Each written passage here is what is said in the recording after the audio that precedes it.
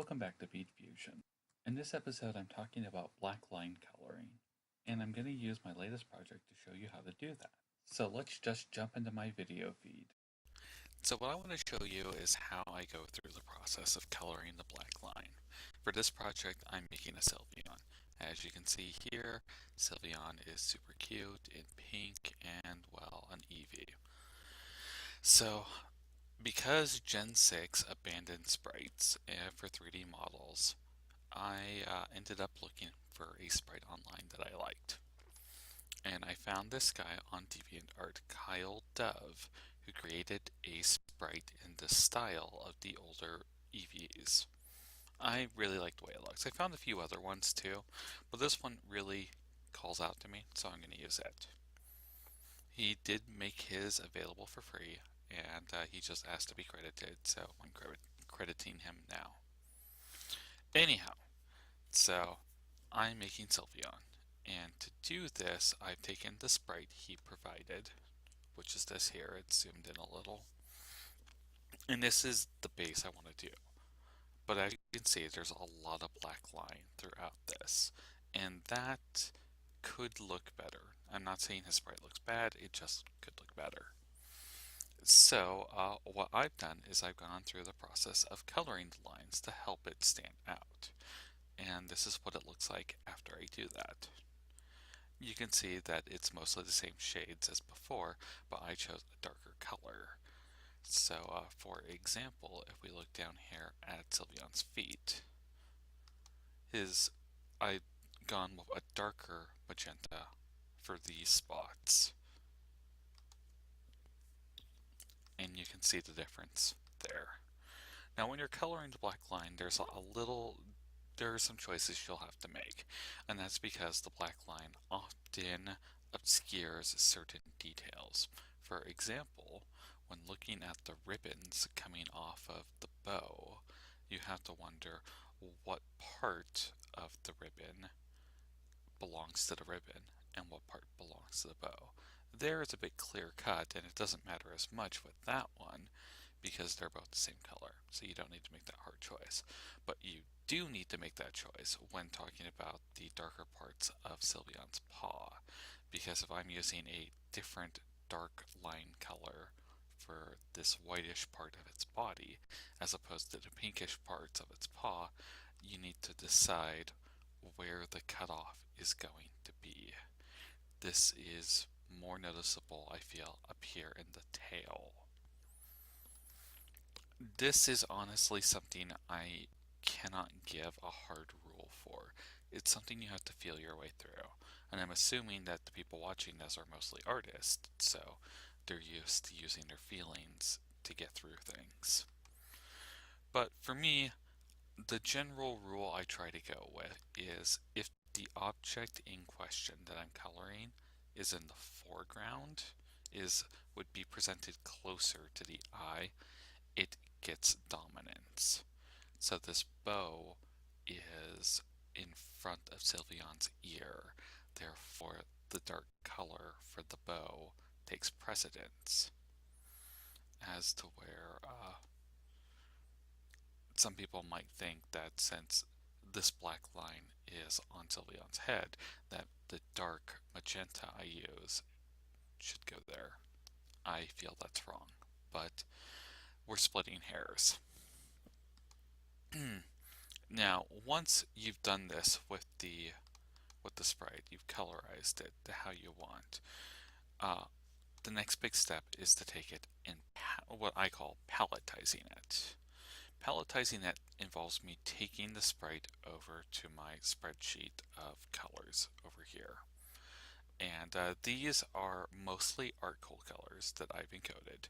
And I've seen an official Artcool palette with the green and red and blue values on them, and I have that. But I found that the one I've done myself is a little bit more accurate. If you look, that's their official color layout. This is the one I use. I feel this one's more accurate to their beads. And so that's the one I usually go with. And what I've done is I've taken and tried to color match it as best I can by hand. I've seen a program out there that does it automatically, but they don't have all the colors, especially not the new colors, and it doesn't look as good. I've even made a sprite using it. And it's a good step, a good attempt, but I feel that this process I do is a bit better. Now, after I palletized Sylveon, I went back, oops, spoilers. I went back and I applied it overhead so you can see the difference. This is a problem you're going to encounter in this hobby, which is that since there's not an infinite number of colored beads, you're not going to be able to match things 100% all the time, but you're trying to get close. If people see Sylveon like this, they're going to recognize it's Sylveon. They're going to recognize that it's got the pink and a darker pink and all that going on. And so the differences between the original sprite made by Kyle Dove and the palletized version, I think people generally won't notice. There might be some room for debate on whether that's right or not, but this is honestly the best we can do with the tools that are available to us, and hopefully Artcole or other companies continue to expand the palette to let us make even more accurate sprites. For coloring, I chose to stick mostly with a pinkish color. A lot of the pink colors that Artcole creates fade into purple, more of a magenta tone, and the base sprite, it does that some, but in my case, I'm choosing to stick more in the pink direction. So for the darker pinks here, I instead have it fade more into the red, the darker reds. As the word for the body, I ended up having it fade more into like the peach and light tans. You'll see it more when I'm creating it, but just wanted to explain that. I wanted to bring up this image here. So these are sprites from Mario 3 specifically. Well, even more specific, it is from Mario All-Stars, which had redone sprites of the original games.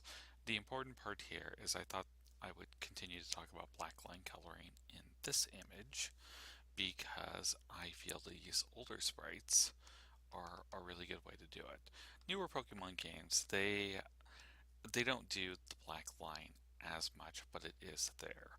Older games had to do it because of limitations of the hardware, and when people think retro gaming, that's often what they think. They think NES era graphics.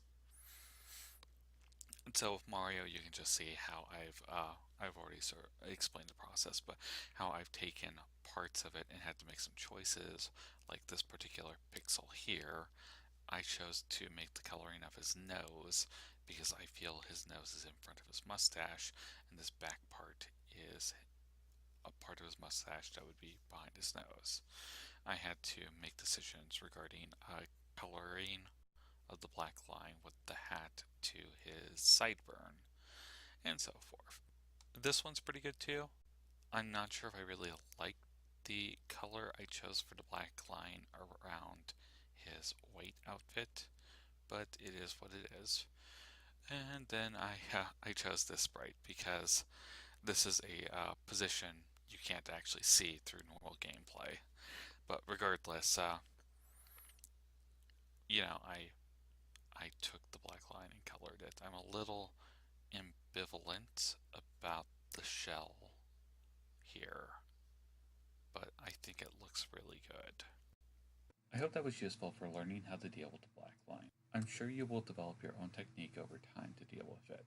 In the next episode, I'm going to be doing the time lapse of making the Sylveon sprite. This video is already kind of long, and I'd much rather do it as its own video. So thank you for watching, and I hope to see you then.